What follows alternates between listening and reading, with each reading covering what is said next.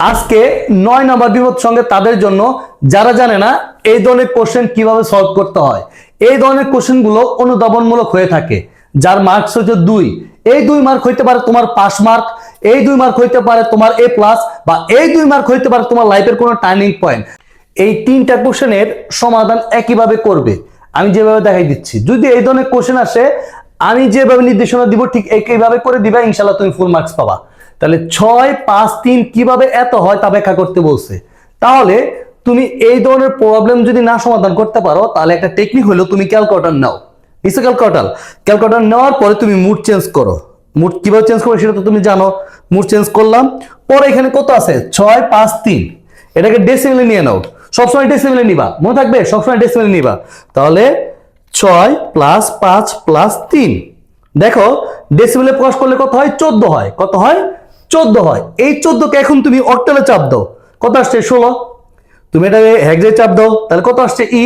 তুমি এখন বাইনারিতে চাপ দাও, তাহলে বাইনারিতে কত আসছে?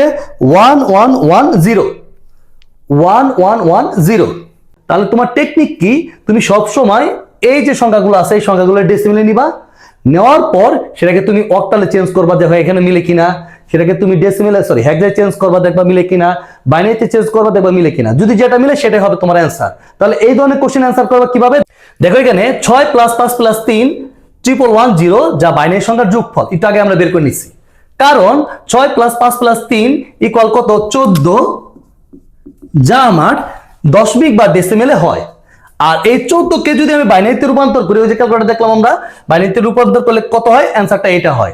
নিচে প্রকাশ করা হলো, পরে তোমার আবার একটু প্রকাশ করে দেখাইতে হবে। তাহলে আমরা যদি প্রকাশ করি, তাহলে সূত্র ফলাই 14, 10 আছে। এটা যদি আমরা বাইনারিতে রূপান্তর করি, তোমাদের মনে আছে ডেসিমেল যদি প্রথমে থাকে বা 10 যদি প্রথমে থাকে, তাহলে আমরা কি করব?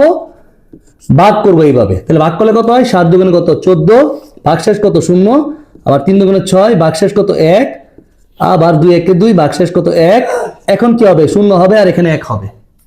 তাহলে অ্যান্সারটা যদি আমরা সাজাই, তাহলে 1, 1, 1, 0।